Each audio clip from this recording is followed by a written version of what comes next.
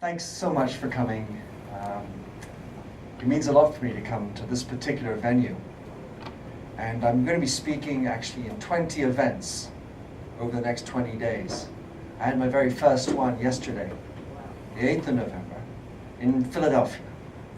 It was between 7 p.m. and 9 p.m. I mentioned that because that was, let's say, an important moment in history for what it is. And so it's important I come to venues that are meaningful for me too, meaningful for me and for my family, and specifically for my grandfather. So I took a little selfie outside with the sailor that's standing out there, because this is a journey for me too. So I have been on a journey that's lasted 25 years to get here. I started this whole journey in 1991, living on 1440 Harvard Northwest in Washington, D.C. And at that time, I got to know my family very well in Washington. And thus began, as you will see, a crazy journey. What is obvious about it and purposeful is that it's a personal journey. Because in the end of the day, every soldier, every sailor, every Marine went out there and has their own personal experience, and whether they were injured or not, was deeply affected. There were 404,000 Americans who were killed in the Second World War, which amongst the Allies is the least. However, that's 404 separate personal stories. Amongst the 404,000, 113 of them were not in combat. These would be because of a mistake, an explosion, Mr. Chief. And in that 113,000, there are also 13,000 prisoners of war who were killed as a prisoner of war. So it's not actually in the numbers considered a casualty in combat. But this film, this story, this journey that I've been on is also to pay tribute and to give honor to the prisoners of war who were killed as prisoners, because there were, depending on the location, 40% of prisoners of war, the Japanese who were killed in captivity, of which my grandfather, this lady's father, Diana, my aunt, was one. But this is one story, but it's also a story and something I want to pay tribute to all of the people who went out and made the ultimate sacrifice. But this story is also about all the people who get left behind, because they too suffer. When they're in the ecosystem of someone who's ill, it's not just about the person who's ill, because everyone around them is implicated, and it ain't always fun, as they say. So, something else I wanted to say was that history, this is history, and I love the word history because the majority of the word is taken up by the letters S-T-O-R-W. Did you catch the mistake? Shucks. It's the idea of the stories that are within history. Many history books, however, do not have to paint the full picture. In any story you make, you have things you have to omit because you don't have time for everything in a curriculum. In Hollywood, 95% of the films of the Second World War deal with Europe, as if that other one over there didn't exist. Of course, there are some films about it, Unbroken, Bridge Over the River Kwai, and many others that are great and I recommend. So this has also been about uncovering, detailing a portion of the history which you will not find in the history books, because it comes with a little bit of ignominy. And it's also to give value to the people who went through that, even if it's not in the history books. So final thing I wanted to say before we get into the story. So today is November 9th, an important day, I guess. Crazy that I'm in DC for this day. As you all know, I'm doing 5 events today. On the 11th of November, however, it is Veterans Day in America. It's also Armistice Day around the world. So I'm wearing this puppy for good reason, and I think it's a beautiful tradition. I'd love to spread it everywhere. It's in honor of the fallen in all the wars, the First World War and Second World War. And Australia and New Zealand has seen fit to show this film, which for me is extremely important because it shows it's not just about my family. It's about a bigger family that was concerned. So it's on the History Channel in Australia and New Zealand. So if you have friends down under, tell them to go switch on the History Channel on the 11th of November at 8 o'clock. And for those of you who have MPT, PBS here, please switch it on at 9 o'clock Friday night for the television. So, oh yeah, and then 11th of November, I'll be in Bedford, Virginia. Do you guys know what's in Bedford, Virginia? Nice hotel. I'll have to check whether mine is the nice hotel. The most people lost in the war? The most would be the Russians, right? 20 million? Is that correct? Yeah. It depends on how we count it, but the number with the largest number for me is the Bedford, I'm sorry, I was thinking of all the countries. Bedford, Virginia was, oh, interesting, thank you for that. Learn something every day. So Bedford had the most number of fallen per capita in the world. Oh, wow, thank you. Well, it's also where the World War II D-Day Museum is. And I'm going to be speaking there at 11 o'clock, so 11 of 11/11, to talk about this story. So that's the honor that I've been given. So with that, Mark, with your blessing, we're going to move to the film, and maybe we'll turn the lights down if that's okay.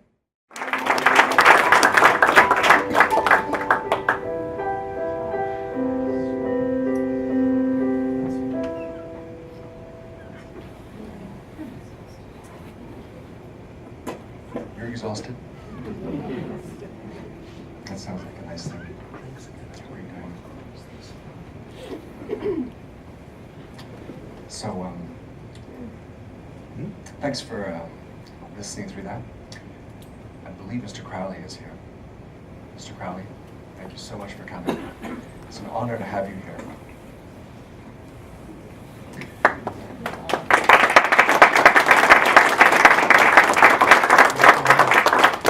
It's also tremendously daunting to try and do history when someone who was there, gets to judge whether my rendition of it is at all accurate. Understanding that it is storytelling in a documentary, of course, one of my key things was to make sure that much of it as possible was as close to the reality that I could. So in this, there are a couple of things. First of all, the truth. Ooh, what's the truth? And it turns out that it's a moving feast, what actually happened. To give you an example, there are 5 official Navy documents with 5 different dates of his death. So what happened at his death? So I got it wrong, then I've tried to correct it, and hopefully I've settled on something that's right, but who knows? And of course I'm also relying on what was said, but this is from 130 people who I met in the 1990s, telling me their experience 60 years before. So this is one story, one person, one family, but actually it involved a lot more people. And as I've come to discover through the 25 years of research, there are actually 182 hellship experiences, each of them as horrible and putrid as the other. And so I also hope that we expose ourselves to this notion of hellships that's not covered so much in history books. Along the journey, a few things I encountered. So I live in Europe, so I don't have that. I don't have a South Carolinian twang. Is it called a twang? Y'all. No, mine doesn't sound very South Carolinian. To prove it, when my film was awarded a prize, they gave me the best foreign film. What? But I learned a lot about the Southern tradition and the Southern gentleman. So I know Washington sort of a little bit in and out, but it's a beautiful thing, the tradition of the Southern gentleman and the Southern heritage. And the other thing I really fell upon was the tradition of the Navy. Of course, each military has their own traditions, but it was exciting for me to get in and try to understand the tradition and the heritage of the Navy. And as I said at the beginning, 95% of all Hollywood tends to focus on Europe, which is majoritarily a land. There was little action in June 1944. But for the rest, in Asia, it was majoritarily maritime warfare with the occasional invasions of islands, and then there was long gaps of nothing, and then it's a very different type of warfare. So I really got to understand the differences between them. So I want to just pursue with a few passages from my book. Because when you do storytelling in a book, it's awfully different from a film. And when you do it at the same time, it's awfully daunting. So, as I said, there's been a lot of different stories that I've come across and a lot of different people that I've met. And I'm going to grab one piece here. Hopefully. So I've now met the grandchildren all but one of the ushers of my grandfather. So if you can imagine now, I'm hanging out, friends with the grandchildren of my grandfather's best friends. And so I like to think we're carrying on the tradition. And in this room, by the way, we have another of his grandchildren sitting right here, Chris, ex-Marine, 2 tours. So I've met a lot of people, and I want to recount a little letter or a memoir, unpublished, that I came across. And I want you to remark on 2 things. One is that he mentions a lot of people, a lot of other people in each of these stories, but maybe his tone above all. Because one of the things I think is important in this story and what I'm trying to do is to elevate the debate. In his memoirs, Lieutenant Junior Grade Meade Willis wrote, "So we've been put into barracks in the lowest part of the camp, which turns out to be the worst location. Turk, Sanborn, and Barry escaped successfully for about 2 months. We were moved to Barracks 21 for a while and then to Barracks 2 for our permanent home. Lloyd Wagner was our barracks leader and does a damn good job. We have much freedom in camp, and were it not for the filthy heads, flies, mosquitoes, and disease, life wouldn't be so bad. We are pretty lucky because our barracks group is congenial, everyone keeping themselves in fair shape. I swelled up pretty bad at one time and had tropical ulcers, but nothing serious. Jim Crossy, Harry Morton, and Fred Haslam died. I enjoyed Warwick Scott a lot. He is an extremely interesting man, very intellectual and ambitious, and a perfect gentleman, firm and convincing in his views. Malcolm Douglas, Schaffner, Minter Dial, Ken Wheeler, Whit Cook, and Al Moffat were others I liked." A different way of describing life.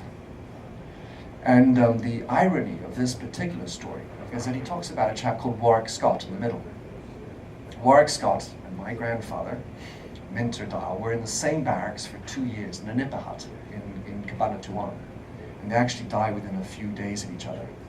Warwick Scott is related to me.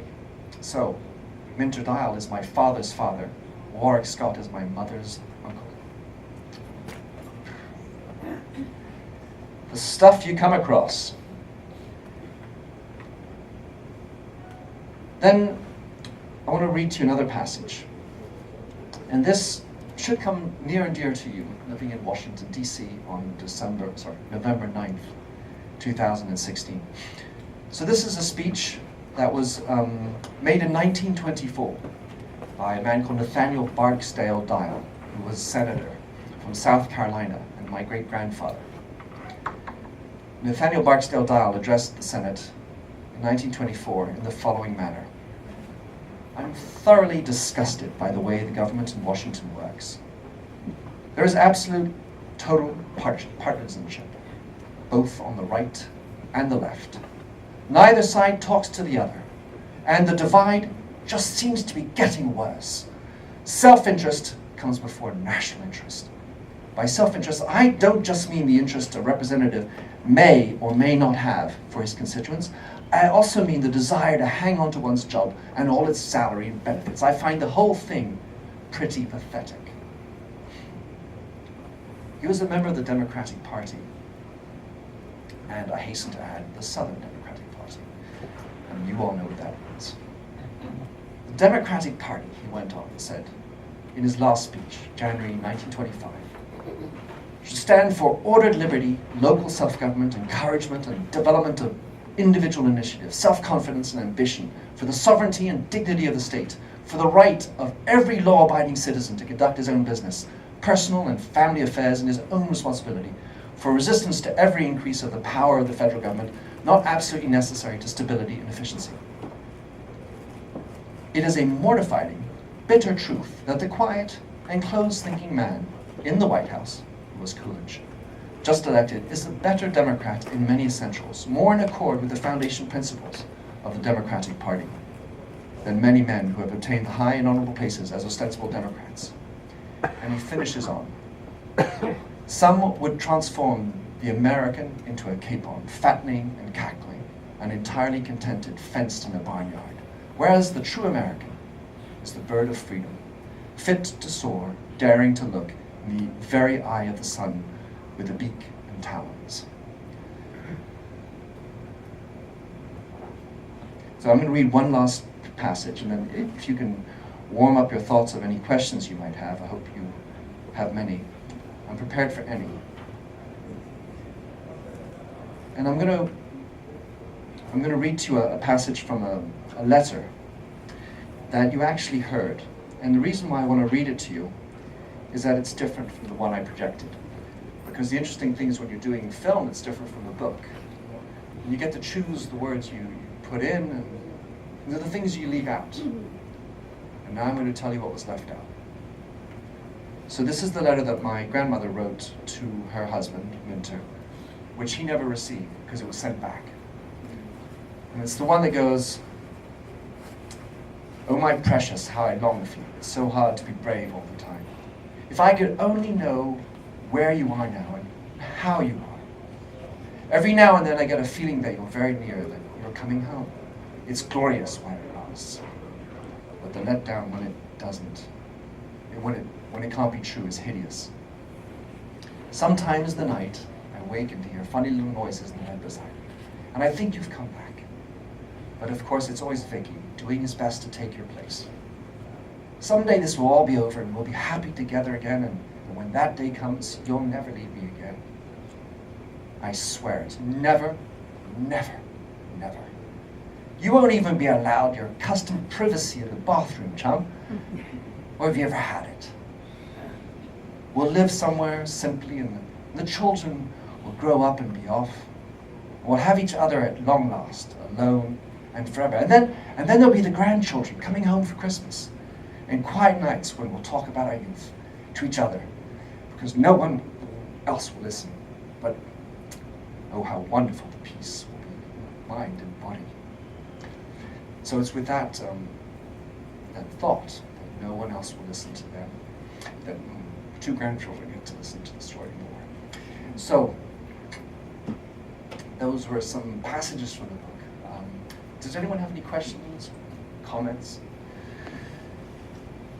Please. Have you been to the National Archives? Have I been to the National Archives? You betcha.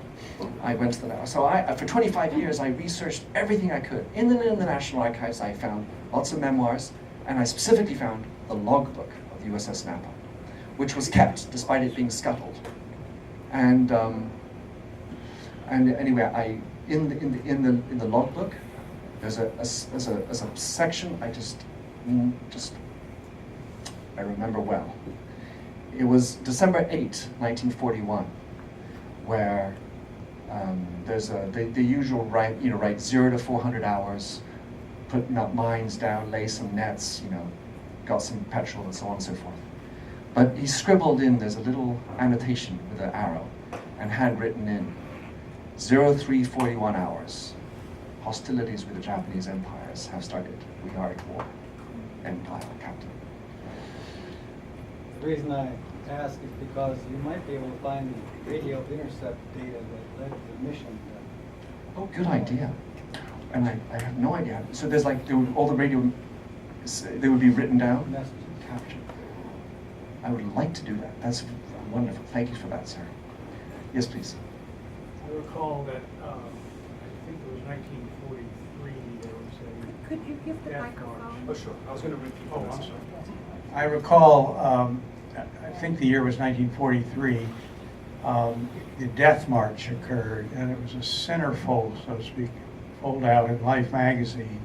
And I believe that Aunt Lisa recognized your father in that march. I was wondering why that might not have been included. So there's not that many photographs, and so I went and I looked at that, all the photography, and I think in the end of the day, nothing seemed to be corroborated in that thought. So I did check all the images, and had I thought it would have been good, we decided not to go with it. But there are lots of those types of images out there.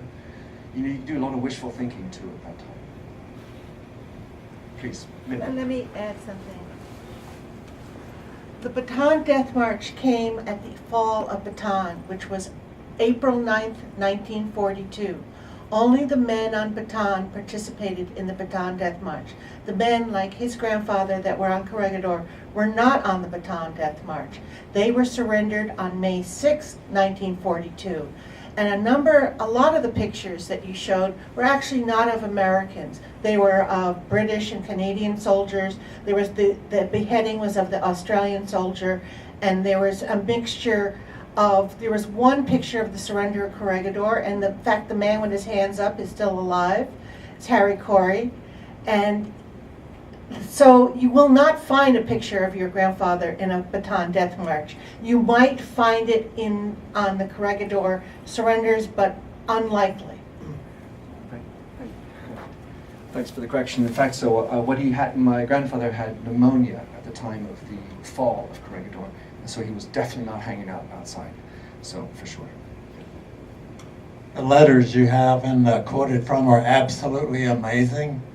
How were you able to find them, locate them, and use them? So the use them as I kind of took a little license, but how I found them is thanks to Diana here, the archivist of the family. So my grandmother, of course, kept the letters that came back, as well as letters that she received, and there's a black box that all this was stored in. And then, of course, they weren't written to be published. So it's with a little bit of, let's say, you know,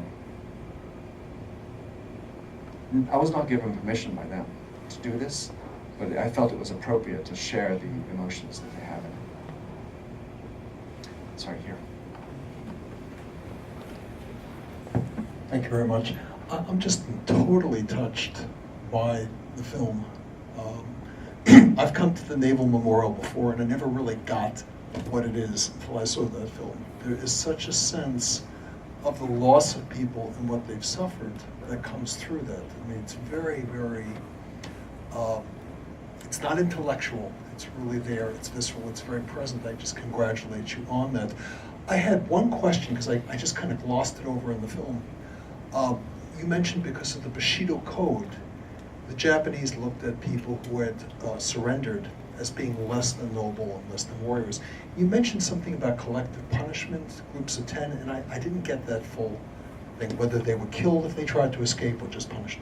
All right. So first of all, the Bushido principle is a code that says that you should fight until you die, and if you surrender yourself, you are worthless. That is the Japanese honor code within the Japanese military.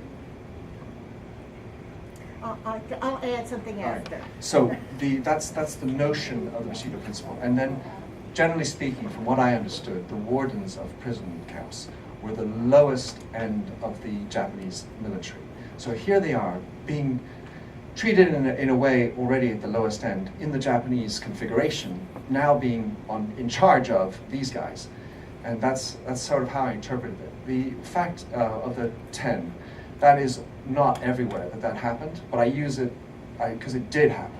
That sometimes they would be put in some camps, groups of 10, and that if one were to try to escape, the other 9 would be also executed. Mindy.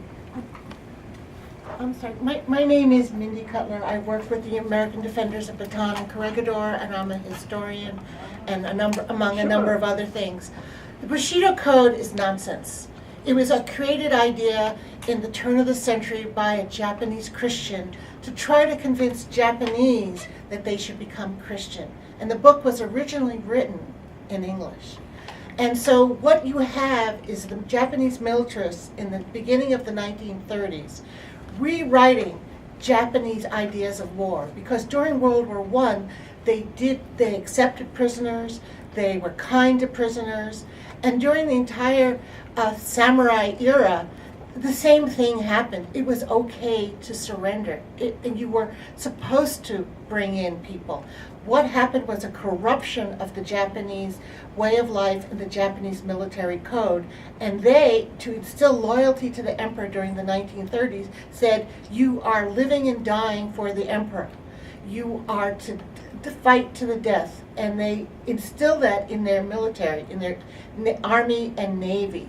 So what you had by the time the war started with the Westerners, the war had started basically in 1937 with China, is that they had such a racial contempt to the Westerners and anyone who was not Japanese. That included the Indonesians, the Chinese, the Filipinos.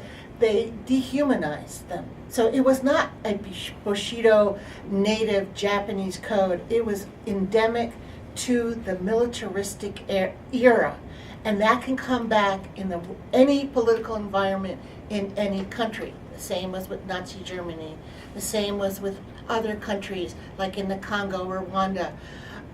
So that's just, the cruelty is still, that the Japanese expressed to their prisoners, is still one of those mysteries. That how could they have so dehumanized them? And for the older crowd, the other famous people on the Oroku was the Smothers Brothers' father, who also died. He died on the docks in Moji when the last boat got to Japan before it went to Korea. So that would have been the Brazil Maroon. I think the Matsukari is the other term they use for the Chief Principal. So please. Have you been down to the Naval Academy to look at anything down there in research? And I have a ring here that looks a lot like your grandfather's ring, and I wouldn't, I'd lose a finger before losing the ring.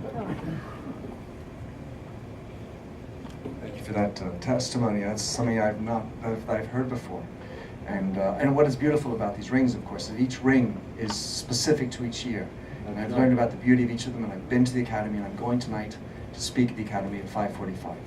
So I'll be glad to do that. I also, yes, please.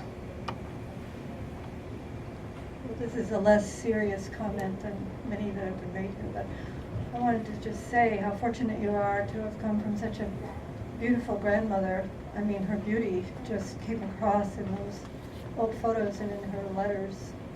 And you come from a very, I must say, family of handsome men. I was quite struck with your dad and your grandfather. But on the lighter side, you mentioned the films, that there aren't that many of the Pacific region. But one that I'm sure people know this one, but my utter favorite is They Were Expendable. It's John Ford. Are you familiar with that one? And it covers that period and MacArthur's leaving the Philippines. And I just think that kind of evokes this period too. So it's good to be reminded that there's a little under-servicing of that area of film, because we do tend to focus on European theater so much. Anyway, thank you for this presentation. And I was brought up in England, and even though the English or the British were completely involved, and the Dutch, of course, in Asia, all of my history was all about Germany and so on and so forth. So I felt I had to correct myself as well. And thanks for the comments about Grandpa. Oh yeah, so Rob, who is my cousin, yes, once removed, said that she apparently looked like Joan Bennett. Yeah, is that something? Yeah. Mistaken for. Yeah, she's always being mistaken for her. Well, those the great black and white beauties, I call them, from that era of film. You know, well, she did want to be an actress, Yeah. my grandmother. No, but you always see them in black and white, and she evoked that. Wearing the calla lilies, as Yeah. was customary. Yeah. Isn't that a beautiful shot? Anyone else have any other questions? So I'd like to ask Mr. Crowley to come and address the crowd and maybe give some words, your reflections, your thoughts, whatever. Wait. Actually, for the next hour and a half, you're invited to all lunch supported by the American Defenders of Bataan and Corregidor. And Mr. Crowley will speak now, or he'd be happy to speak over lunch with everybody who's willing to stay. But just at least to have a couple of words to address the crowd. It's a pleasure to have you. Hello. Where's the button? Okay. First of all, I don't want to make a speech. I can't stand speeches anymore, and most folks here can.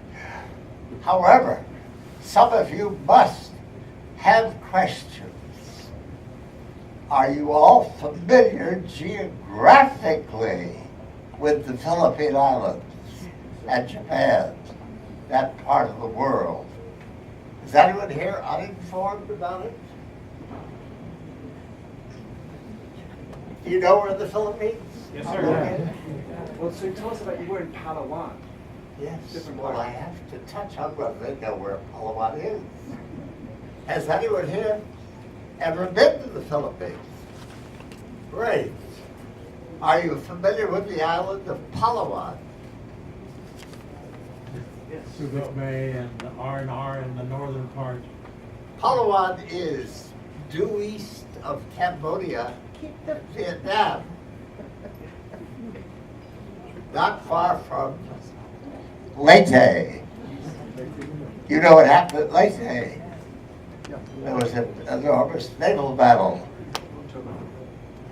When that battle was taking place, we had a surplus of naval vessels, and one small, I would say, a typical destroyer probably, could have been diverted to the island of Palawan and saved 150 men from being burned alive. And they profess to not know anything about this, but these leaders must have had an intelligence staff who knew where the island of Palawan was and the fact there were American prisoners there. I would think their intelligence might have been slightly intelligent enough to know that. But however, it wasn't. So, we know what happened on Palawan Island when we're putting holes in the ground covered with coconut logs. The Japanese poured gasoline in and then ignited it. And one of the men that was burned alive had saved my life by putting me down as unfit for work and returned to Manila back in 1944. Or I wouldn't be talking to you. I would have been the ashes. So, Palawan, we know where it is now. You know where the Philippine Islands are. What questions do you have? Someone must have a question. Yeah, but my husband was on a carrier out at sea at that point. Great, he helped to save a lot of prisoners, I'm sure. Anyone else? How do have you a spell question? it? Spell it, please. Palawan is P-A-L-A-W-A-N. Just the way you say it. Palawan. Palawan. talk Yes. about Corregidor. Corregidor.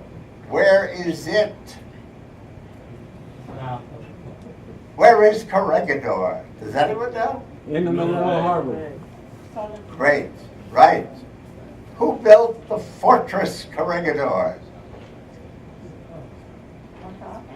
The Spaniards. And it wasn't really a fortress. It had antiquated cannons, open pits, so that an enemy on Bataan or on the ocean surrounding it or the harbor, Manila Bay, could lob shells right into the open pit and blast the guns to pieces, finally. I happened to be one of the lucky ones who was on the beach on Corregidor, and you saw the photos of the churned up mess that looked like a World War I battlefield, and that's the way it was. Corregidor was thickly covered with jungle. That's where Frank Buck Remember, the gray hairs here must remember Frank Buck would capture the pythons and bring them back to the zoos. Bring them back alive was the show. Is that familiar? That's Corregidor. That it actually was so heavily jungled that these enormous snakes lived there. Bataan also. We had the large pythons and all sorts of wildlife that we ate. Any other questions here? How did you survive? How did I How did you make it survive? through? I was too ornery to die. I guess that's it.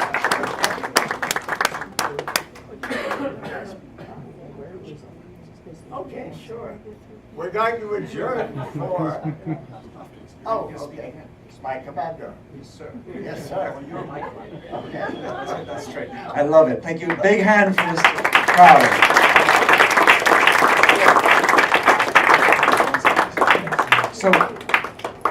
So if anyone else has any other questions, be glad to take any last questions. Otherwise, we'll adjourn as Mr. Crowley commanded. Does anyone else have any other questions about the story or comments, thoughts?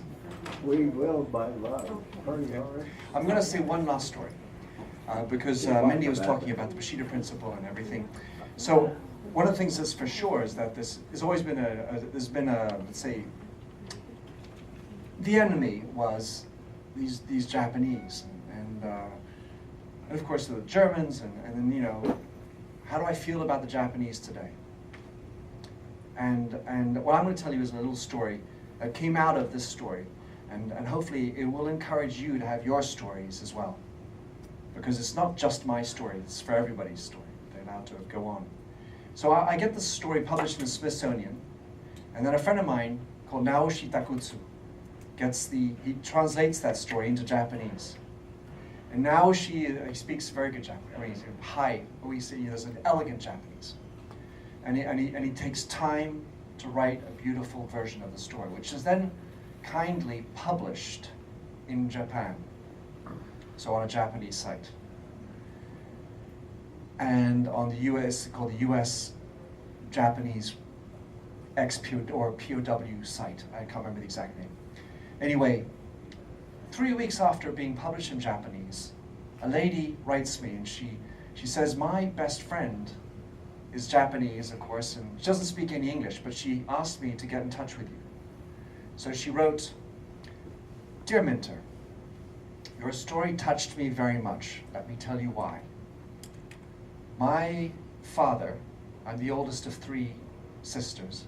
My father, our father, was a 40-year-old admiral in the Imperial Japanese Navy in 1940. He was a little bit of a, I'm going to add a little bit, he was a little bit of a eccentric Japanese man, as they can be. He would always go around with a samurai sword, and he had this samurai sword from the Edo period. And he would carry it around even on duty. And at one point, he's in an airplane being transported from one place to another, and the plane is shot at by the Americans. And one of the bullets pierces through the fuselage and hits him in his waist. But it actually hits the sword. The sword is splintered, but he is saved. So the admiral picks up the pieces of the sword, brings them home, and they make the sword whole.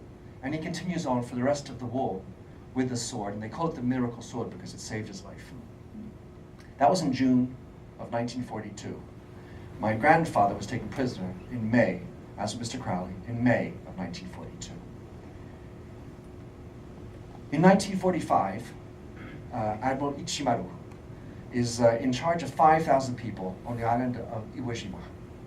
And like the vast majority of the Japanese in that battle, he died with his troops. And with this sword, he was not uncovered. That's March of 1945, and for memory, does anyone remember when my grandfather was killed? It's a test. January 45. 20 years later, 1965, a Marine who was an 18-year-old in 1945, decides to go back to Iwo Jima as a commemoration of the 20 years after, and finds a sword. He says, that's cool, bounty. Brings it back with him to America, New Jersey, and shows it to his best friend. Hey, dude, look what I found. His best friend just happened to be a professor of East Asian Studies. He says, oh, that's an interesting sword, actually. Let me research it. And he looks at the sword, checks it out. Samurai, Edo. And these swords are very easy to, well, those types of swords that are very precious can be tracked, traced back to, and they find to whom it belongs. And they send the sword back to the oldest daughter, living in the south in Kyushu. 20 years later, the sword is back in her hands. The miracle sword returns. So she's so touched, she sends a beautiful gift to the Marine, and then they create a shrine in the local museum called the Kyushu Kasu Museum in honor of her father, who was an admiral, and he, had done great things as far, for them, and especially in her eyes, of course. And guess what happens 5 years later?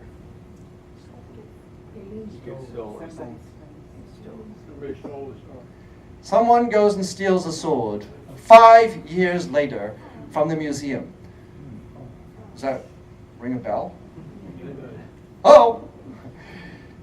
So this lady finishes the letter to this email that's being translated. She says, and you know what happens 2 years later?